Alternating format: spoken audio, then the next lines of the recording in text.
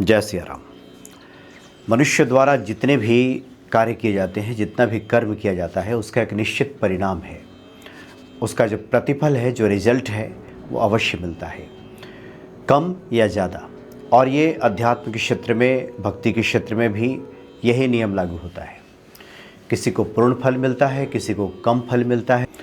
आज कुछ एक विशेष हम तकनीक की बात करेंगे, टेक्निक की बात करेंगे कि आखिर पूर्ण फल की प्राप्ति कैसे हो।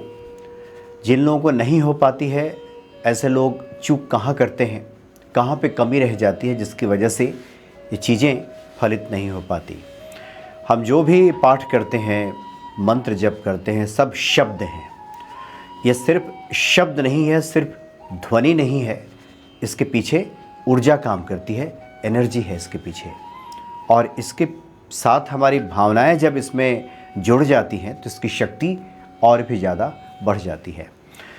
आप दिन भर अपने जीवन में घटित होने वाली घटनाओं पर अगर आप ध्यान देंगे तो आपने खुद देखा होगा कि बहुत बार जब हम लोगों से मिलते जुलते हैं, कोई अगर प्रिय वचन बोलता है, कोई हमारी तारीफ़ करता है, हमारी प्रशंसा करता है, तो उस दिन बड़ा अच्छा महसूस होता है। एक सकारात्मकता का भाव व्यक्ति के जीवन में आता है।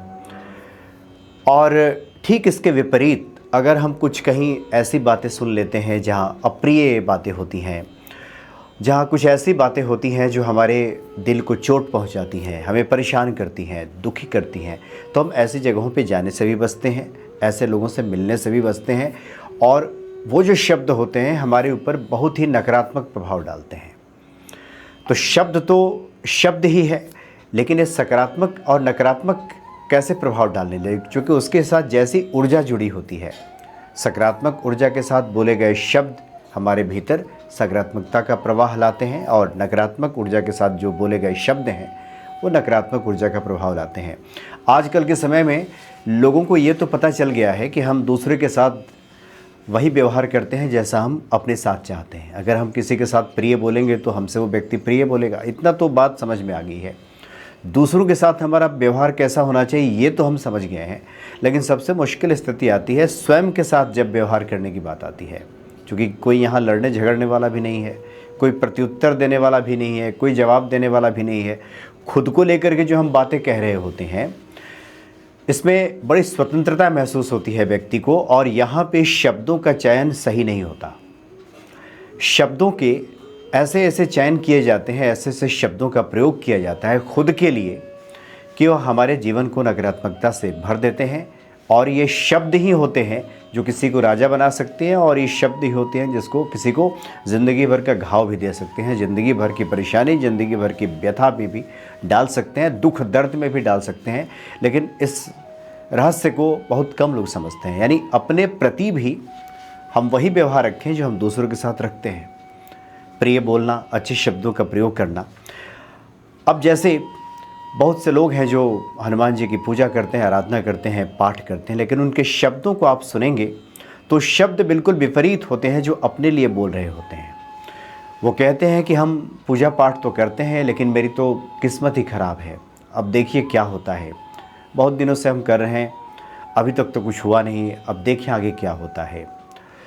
सुबह से उठते ही जिन लोगों के साथ जो परेशानियां होती हैं, अगर वो अपने जीवन का आकलन करें, अध्ययन करें, तो वो देखेंगे कि सुबह जब उनकी नींद खुलती है उसी वक्त से उनका मूड ऑफ रहता है। उन्हें लगता है कि आज का दिन भी न जाने अब कैसा बीतेगा, ये बिल्कुल मनहूस दिन है, कल के असफल दिन की तरह आज भी ऐसा ही असफलता लिए आया हुआ है और ऐसा ही बीतेगा। और वह व्यक्ति फिर स्नान भी करता है, फिर पूजा पाठ भी करता है, हनुमान जी के मंत्रों का जप करता है, सुंदरकांड तक का पाठ कर लेता है, 1.5-2 घंटे का समय भी लगाता है। लेकिन उसके जो अपने शब्द, खुद के लिए जो बोले गए शब्द होते हैं, ये बिल्कुल विपरीत होते हैं। और जिसका नतीजा ये होता है कि आज जो शब्द बोला गया है, कल वही हमारा अनुभव बनता है। जो शब्द हम खुद के लिए प्रयोग करते हैं, जैसा महसूस करते हैं उन शब्दों के माध्यम से, वैसा ही हमारे कार्य होते हैं, वैसा ही हमारी पूरी चिंतन प्रक्रिया चलती है, वैसा ही कार्य होता है और वैसा ही फिर रिज़ल्ट आता है। तो आज जो हम अपने लिए शब्द बोलते हैं वही कुछ दिनों के बाद जा कर के सत्य हो जाता है। अगर हम कहते हैं कि हमारी किस्मत ख़राब है, तो विश्वास कीजिए आने वाले कुछ ही महीनों के बाद किस्मत बिल्कुल ख़राब ही हो जाती है। अगर हम ये मानते हैं कि ये पूरी दुनिया तो बेगैरत है, ये बिल्कुल निष्ठुर है, निर्दयी है, बहुत बेकार लोग हैं इस दुनिया में, कहाँ अच्छे लोग मिलते हैं, सब ठगने वाले लोग हैं, तो विश्वास कीजिए आपके जीवन में वही लोग आकर्षित होंगे, वही लोग टकराने लगेंगे, वही लोग मिलने लगेंगे। क्योंकि संसार में सब है, पॉजिटिव भी है, नेगेटिव भी है, देवता भी हैं, राक्षस भी हैं। जिसके प्रति हमारा चिंतन होगा, जो हमारे विचारों में चलेगा, जिसको हम आकर्षित करेंगे, वही चीज़ें हमारे पास आएगी। कुछ लोग दिन भर भूतों को आकर्षित करते हैं, भूतों का चिंतन करते हैं, भूतों की बातें करते हैं। मैं तो नेगेटिव एनर्जी से परेशान हूँ, ऐसा लगता है जैसे ऊपरी हवा ने पकड़ लिया है। हम अगर कहते हैं ऐसे लोगों का कि नहीं ऐसी बात नहीं है, आप हनुमान जी की पूजा कर रहे हैं, तो दोनों शक्तियाँ एक साथ नहीं रह सकती। या तो हनुमान जी रहेंगे चाहे भूत रहेगा। लेकिन वो कहते हैं नहीं आप नहीं समझ रहे हैं, हम तो बहुत परेशान हैं भूतों से। तो हम समझ जाते हैं कि अब इस व्यक्ति का जो उपचार है बहुत मुश्किल है, चूँकि इसके शब्द ही इस प्रकार के हैं। तो शब्द इस प्रकार के हैं तो भाव भी ऐसे ही बनेंगे, और इसके जीवन में ऐसे ही घटनाएं फिर घटित होनी शुरू हो जाएंगी। सुबह से लेकर शाम तक आप अध्ययन करें अपने जीवन का, तो आप यही पाएंगे कि जो लोग जैसे शब्दों का चयन करते हैं, कुछ दिनों के बाद उनकी ज़िंदगी वैसे ही हो जाती है। चाहे वो कोई अनुष्ठान करें, कोई पूजा करें, कोई पाठ करें, अब ईश्वर की ऐसी कृपा ही हो जाए कि उस व्यक्ति की वृत्ति बदल जाए, उसको सुमति आ जाए। एक तो हनुमान जी सुमति दे देते हैं, तो सुमति दे देते हैं तो वैसे ही व्यक्ति नकारात्मकता से दूर हो जाता है। लेकिन अगर इसको प्रयासों के तहत ठीक नहीं किया गया और लगातार इस तरह के हमारे चिंतन, इस प्रकार के शब्द अगर रहे खुद को लेकर के, दूसरों के साथ तो हम समझ जाते हैं, लोक व्यवहार आ गया है हमें कि दूसरों के साथ कैसे बात करनी चाहिए। नहीं आप तो बड़े अच्छे हैं, आपके जीवन में तो बड़ा आनंद है, हमारी ही मति मारी गई है, हमारे ही किस्मत ख़राब है, अब देखिए हमारे साथ पता नहीं ऐसा क्यों होता है। इस तरह के शब्द बोलते हुए बहुत से लोग आपको मिल जाएंगे। और जब से लोग बोलना शुरू करते हैं, कई बार तो लोग सब बढ़िया चल भी रहा है, लोगों को लगता है किसी की नज़र न लग जाए। कोई कहता है कि आपकी ज़िंदगी में तो बड़ा अच्छा चल रहा है, सब बढ़िया आपके चल रहा है, तो वो व्यक्ति कह रहे हैं कहाँ चल रहा है, बहुत बेकार स्थिति है, सब बहुत कि देखिए कितनी सब चीज़ें बदल गई हैं, महंगाई बढ़ गई है, ये हो गया वो हो गया। तो जो व्यक्ति चीज़ें कह रहा होता है, कुछ दिनों के बाद वो उसका अनुभव बन जाता है, वही घटनाएं उसके साथ घटती हैं और वही एक्सपीरियंस उसका हो जाता है, तो फिर और भी ज़्यादा नेगेटिव हो गया। इसलिए शब्दों में बहुत शक्ति है, शब्दों को ब्रह्म कहा गया है। ऐसी बानी बोलिए मन का आपा खोए, औरों को शीतल करे आपहु शीतल होए। अपने लिए भी थोड़ी शीतलता वो प्रदान करे, हमारे लिए भी शुभ हो, हमारे लिए भी ऐसी वाणी हो, शब्द हो जो हमारा भाग्योदय करने में सहायक हो। ऐसा नहीं कि हमारी बदकिस्मती को बढ़ाने वाला हो, बदकिस्मती लाने वाला हो। इसलिए शब्दों का चयन अगर व्यक्ति करना सीख जाए, पाठ तो हम करते हैं संकट मोचन का, हनुमान जी का, उसमें तो बड़ी अच्छी बातें लिखी हुई है। संकट से हनुमान छुड़ावे, हनुमान जी छुड़ा देंगे, सब सुख देने वाले हनुमान जी हैं। जो उनकी शरण में जाता है उसके सही मनोरथ पूर्ण हो जाते हैं। हनुमान जी ऐसे हैं जो राम जी के सभी कार्यों को संवार देते हैं। तो हमारे कार्य तो बड़े छोटे छोटे हैं, उसको तो करेंगे ही करेंगे, कौन नहीं जानत है जग में। ऐसे लोग कहते हुए मिल जाएंगे आपको कि संकट मोचन नाम तिहारू, सब लोग जानते हैं, कौन सा काज कठिन जग माही, हनुमान जी सब कर, मतलब इस तरह की बातें करते आपको खूब लोग मिलेंगे। लेकिन अपनी जब बारी आती है, खुद के लिए जब बात आती है, तो बिल्कुल उनकी वाणी बदल जाती है, दूसरी भाषा बोलने लगते हैं, दूसरे शब्द आ जाते हैं।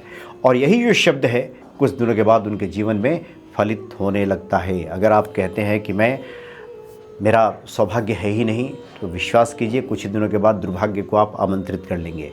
आप जैसे ही कहेंगे मेरी किस्मत तो मारी गई है, तो कुछ दिनों के बाद किस्मत वैसे ही हो जाएगी। यानी शब्दों के चयन पर आप ध्यान देने की आवश्यकता है।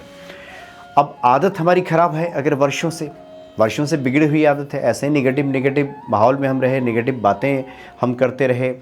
अब इधर से प्रवचन के पंडालों में गए, बाबा जी अच्छी बातें बता रहे हैं, सब सुना, आनंद आया, फिर आए बाहर, जैसे पंडाल से बाहर निकले फिर शुरू हो गए अपनी वाली बातें। तो इसको एक अभ्यास से इसको ठीक किया जा सकता है। एक टेक्निक है जिसको टैपिंग टेक्निक कहते हैं। टैपिंग यानी एक्यूप्रेशर की तरह कुछ खास जगहों पे टैप करके, हल्का हल्का स्पर्श करके और अच्छी बातें उसमें बोली जाती हैं। इसको टैपिंग टेक्निक कहते हैं और बहुत ही कारगर टेक्निक है। आमतौर पे जो लोग ध्यान की अवस्था में ले जाते हैं, जहाँ मेडिटेशन सिखाया जाता है, वहाँ पे इस टेक्निक का इस्तेमाल किया जाता है। बहुत से आजकल आधुनिक जो संत हैं वो भी इस टेक्निक का खूब इस्तेमाल कर रहे हैं और अपने जीवन को सकारात्मक कर रहे हैं और अच्छी चीज़ें अपने जीवन में अट्रैक्ट कर रहे हैं, आकर्षित कर रहे हैं। चूँकि इसे इमोशनल फ्रीडम टेक्निक भी इसको कहते हैं। इमोशनल फ्रीडम, भावनात्मक रूप से आपको फ्रीडम ये देगा, इस टेक्निक कहते हैं। एक्यूप्रेशर पॉइंट जो होता है उस पर टैप किया जाता है। तो शरीर की जो रुकी हुई ऊर्जा है उसमें प्रवाह आने लगता है। शरीर की जो ऊर्जा रुक गई है या फिर नकारात्मक हो गई है, फंस गई है कहीं एक जगह पे, तो उसको एक फ्लो मिल जाता है, एक प्रवाह मिल जाता है। तो इस टैपिंग टेक्निक में सबसे पहला ये होता है कि सुबह जगने के बाद, ये कभी भी कर सकते हैं, कभी भी आप लो फील कर रहे हैं, ऐसा लगता है कि जैसे नकारात्मक विचारों से हम घिर गए हैं, बिल्कुल बेकार से ख्याल आ रहे हैं, एकदम नकारात्मक ख्याल आ रहे हैं, तो इस टेक्निक को किया जा सकता है। रात को सोते समय कर सकते हैं, सुबह कर सकते हैं, मतलब कभी भी कर सकते हैं, जब भी मौका मिले 2-4-5 मिनट बैठ कर इस टेक्निक किया जाता है। इसमें टैपिंग में सबसे पहले ये जो देखिए सहस्त्रार है, ये इसका संबंध जो है ये ब्रह्मांड से रहता है।